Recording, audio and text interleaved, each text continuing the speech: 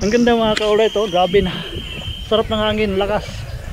Ayun, kung nakikita nyo yung mga isla na yun.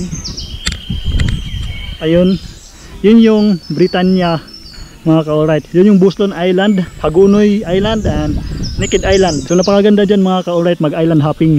Kita nyo, napakaganda. At ang lawak ng dagat mga ka-alright. So ito yung bayan namin ay nandun, yung Lianga. Kitang kita dito, tanaw na tanaw.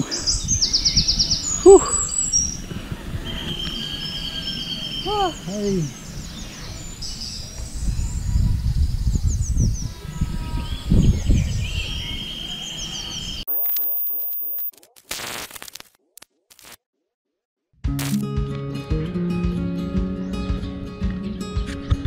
Ayun mga ka-alright, may tambak na no.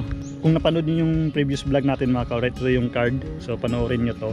Yung wala pa tong tambak na to ay abot hanggang tuhod yung tubig. Kasi yung time na yun ay new moon at yung time na tumaas yung tubig mga ka-alright. So yung tubig mga ka-alright abot dito hanggang dun sa kalsada. So kaya yun, naisip ko na tambakan to dito para hindi masyadong pasukan ng tubig, kasi dito ko pinapark yung multicab. Pagkakaalam ko yun na yung pinakamataas na tubig sa taon na to. So siguro next year baka tataas ulit. At least hindi na siya masyadong malalim yung tubig dito, hindi na abot hanggang tuhod. So kung aabot man siya hanggang talampakan na lang kasi mataas na tong level ng lupa na to mga ka-alright. So yun mga ka-alright no, good morning nga pala at welcome sa panibagong vlog natin. At ngayong araw na to ay may pupuntahan kami ni Trish na isang lugar dito sa bayan namin. At ang pangalan ng lugar na to ay Dabisol. So magta-travel adventure vlog tayo at kung motovlog tayo mga ka-alright, gagamitin natin tong motor no. So yun mga ka-alright no, bago tayo pupunta sa pupuntahan nating lugar no. Shoutout nga pala sa Rich Ukay Ukay, nag-donate siya ng mga damit sa mga nasalantang Bagyo mga ka-alright no. Pakarami yun. So kung makikita nyo sa picture, to yung picture namin. So hindi na ako nag-vlog na time na yun mga ka-alright no. So ako yung pinadala niya. Grabe yung pangyayari na sa bansa natin. Sa natong pandemic, maraming bagyo na dumating sa bansa natin. At yun nga binigay namin dun sa barangay. At nagpasalamat din kami sa Lianga Madasigon Youth Organization na sila yung humawak sa mga donation no. Sila yung tumulong para makarating tong donation na binigay namin dun para sa kanila. So ito yung page nila, i-follow na lang ako sa page nila. So thank you sa inyo no. I-share ko lang tong pagbigay namin para at least maka-inspire ako sa mga ibang tao na gustong tumulong no. So, anong meron tayo na maibigay, ibigay natin no. Kasi hindi naman talaga kailangan na may pera o ano, mayaman tayo para makapagbigay tayo sa mga nangangailangan mga ka-alright. Maraming salamat ulit sa Rich Ukay Ukay at sa Lianga Madasigon Youth Organization. So thank you sa inyo no. Para sa mga gustong tumulong dito sa bayan namin no. So kontakin nyo lang tong page na to, itong Lianga Madasigon Youth Organization. So yun mga ka-alright, magre-ready lang kami ni Trish at maya maya magbabiyahe na tayo mga ka-alright.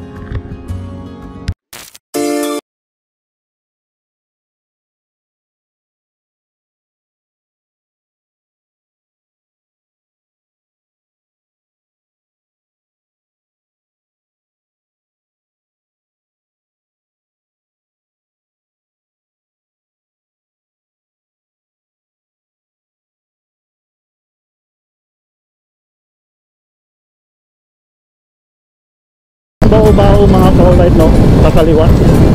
So balikan natin yan sa sunod na mga vlog natin mga ka-alright no. So ngayon muna, ipupunta muna tayo dun sa, kaya sabi ko sa inyong Dabisol kasi gusto ko talagang puntahan yun mga ka-alright. So ito yung mabisi itong lugar na to mga ka-alright no. So itong pagkanan na to ay papunta ng palengke. Dito yung gusto ni Tis bumili ng mga ukay-ukay kasi mura. So palabas na tayo ngayon ng Jatagon mga ka-alright no.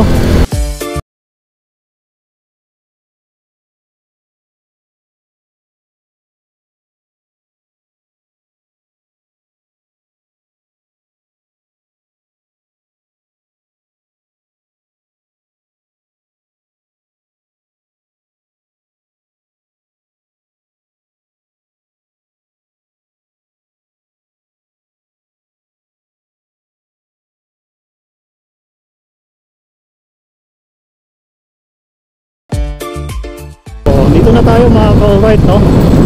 So ayan, nakikita nyo. So tatry natin pumasok mga ka-alright no. So pwedeng makapasok ngayon kasi dahil nga sa pandemic na nangyari no. So tanong tayo. Ang buntag.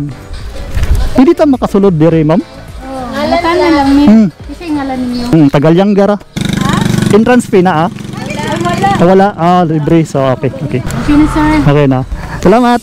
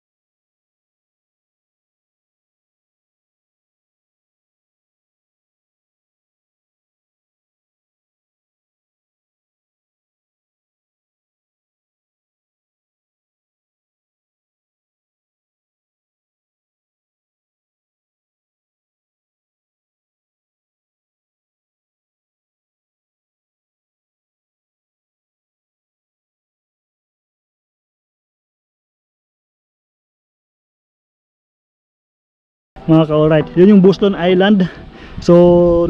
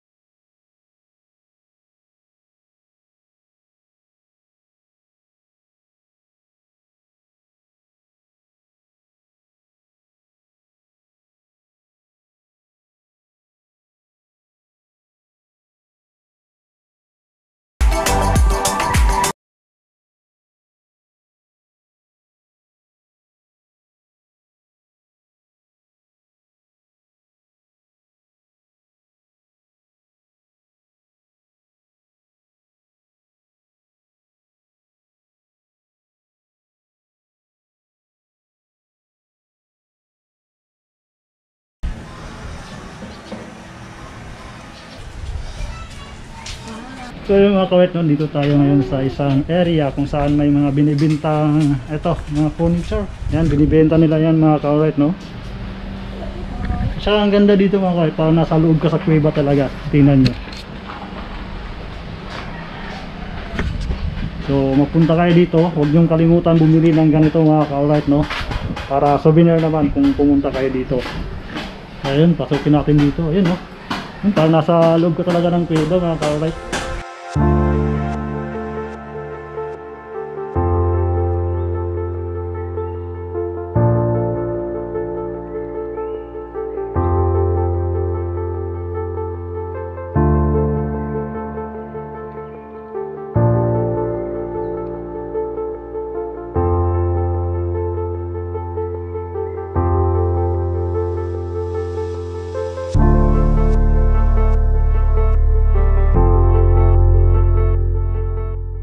Ito dito mga ka-alright, no, isang area kung saan pwedeng magdasal, kumbaga banal to dito mga ka-alright. So dito sila nagdadasal. Nato yan, nakikita nyo. Ang gawa nito sir is lahat ng prestigious, mga pari. Pari. Gumagawa nito lahat dito. Sign of the cross. So Katolik gyapon, no. Yes sir. Mayroong praying time kami sa isang araw. Ika-7 kami nagdadasal kapag may bagting. So sa oras na siya kada hapon. Pinakauna sa buntag alas 6, alas 9, alas 12, alas 3, balik to alas 6, alas 9, alas 12, alas 9 sa gabi.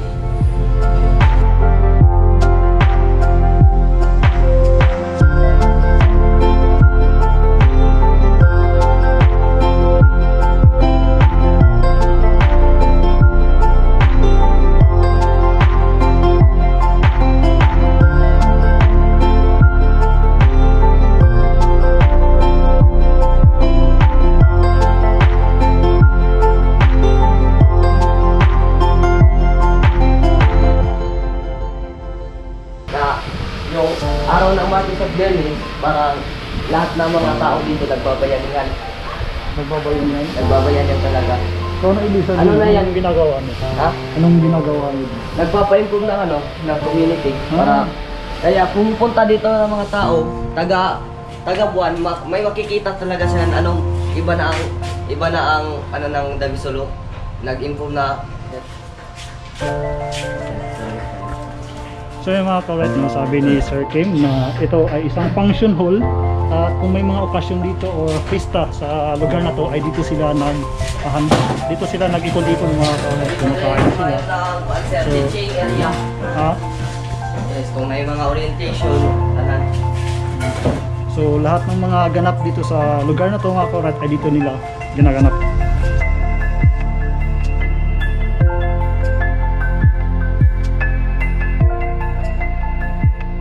So ayan, no, so thank you Sir Tim, no, sa paglibot na dito sa lugar nyo, napakaganda.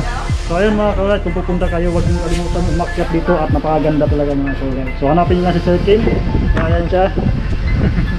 So hanapin nyo si Sir Kim, so makikita nyo siya dito at itutuloy nyo lang yun.